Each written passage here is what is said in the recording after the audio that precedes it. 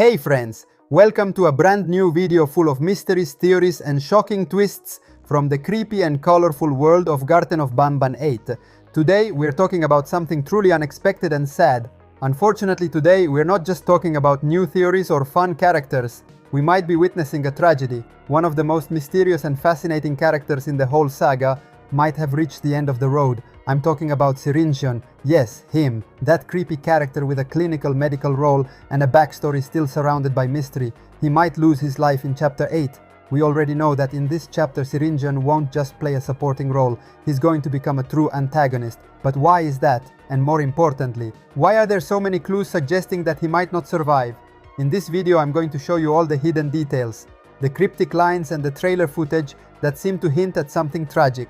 I'll also share brand new theories crafted by me and other fans that are causing a lot of debate in the community. Some of the clues I'm about to show you are not just random details, and they might be preparing us for an emotional twist like never before. So get ready for a video packed with surprises, creepy hints, and never before seen revelations. Stick with me until the end and let me know in the comments what you think. Do you believe Serinjun will really die, or is there something even darker hiding beneath the surface? But before we dive in, if you're a fan of the series and you don't want to miss any updates, make sure to subscribe to the channel and leave a like on this video. It's totally free, but it means a lot to me and helps me keep bringing you fresh content about Garten of Banban. Make sure to hit the notification bell so you don't miss the upcoming videos. Alright then, let's not waste any more time, let's dive into the mystery. Serinjun was first introduced in chapter 4, but only through an image. A detail that seemed minor at first, but it immediately caught the attention of all the fans. Then, in chapter 6, he was officially mentioned for the first time as the Guardian of the Scepter, the famous scepter of Queen Bauncelia. But it's only in chapter 7 that Serinjun truly steps into the scene. We meet him face to face for the very first time, and we immediately understand that he's not just a random character.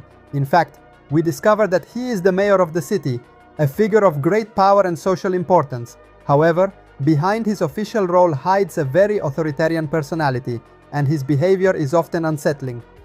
In chapter 7, after we saved him, Serinjun is our ally. He guides us through certain. It really seems like he's on our side, but everything changes drastically at the end of chapter 7. In that moment, we make a discovery we were never supposed to make. We find the hidden mural of Flambeau, a mural that contains one of the darkest secrets of the Banban's kindergarten, and more importantly, one of the mysteries Serinjun wanted to keep hidden at all costs. As soon as we uncover the mural, Serinjun completely changes his behavior. He hits us from behind. And that's where chapter 7 ends. An incredible twist. And from that moment it's clear, in chapter 8 Serinjun will no longer be our ally. In fact, he'll be one of the main antagonists. Now let's finally talk about Serinjun's role in chapter 8. There's no doubt anymore, Serinjun is no longer our ally. In fact, he has officially become our enemy. And from what we've seen so far, we can say with almost complete certainty that he will be the main antagonist of this new chapter.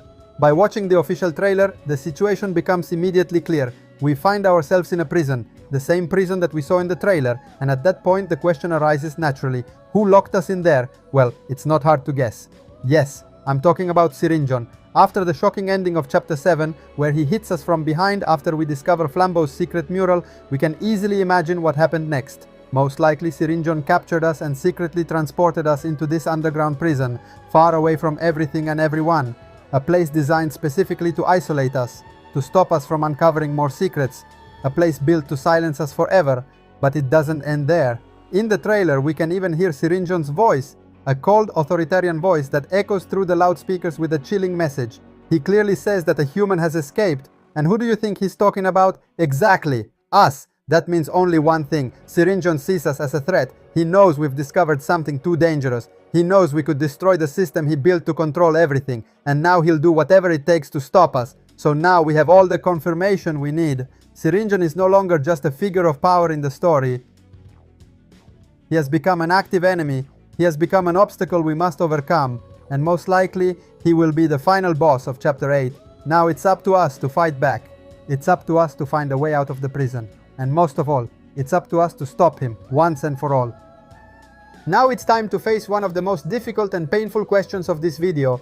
Why might Serinjun lose his life? Why will this tragic and inevitable event happen? The answer, if we think about it, is already contained in his role in chapter 8. Serinjun is our enemy. He is our direct opponent. He is the one who imprisoned us and wants at all costs to prevent the truth from coming out. And for this reason, we must stop him.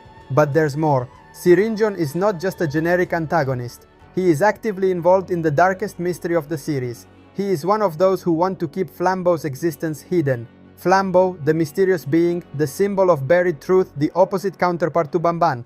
And who wants to prevent Flambeau from being freed? Serinjun, along with Banban. And it's here that the situation gets even more complex. Because if Banban is Serinjun's friend, then we can imagine that Banban will also be our enemy in chapter 8. Their alliance is clear. They both have the same goal, to keep Flambeau in the shadows. And from this alliance comes another very important clue. If Flambeau is Banban's opposite, if he represents his narrative reflection, his opposite, then it's very likely that Flambeau will be our ally in chapter 8. And he too will have a clear goal, to free himself from Serinjun to finally be free. At this point, the pieces of the puzzle start to align, us and Flambeau united by the same purpose, against Serinjun and Banban, a conflict between truth and deception, between freedom and control, and it is in this clash that Serinjun will find his end, not by chance, not by mistake, but because he must be defeated, because he has become the biggest obstacle between us and the truth. His death will not only be a dramatic scene, it will be a crucial event for the entire Garten of Banban universe. With his disappearance will go away one of the most important characters of the entire series.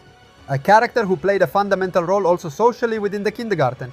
Let's remember, he was the mayor, he had control of the city, he was a respected, feared, admired figure, and perhaps, deep down, also misunderstood. But there is another detail we cannot ignore. Serinjun was also the guardian of the Queen's scepter, and the Queen, as we know, was a good character.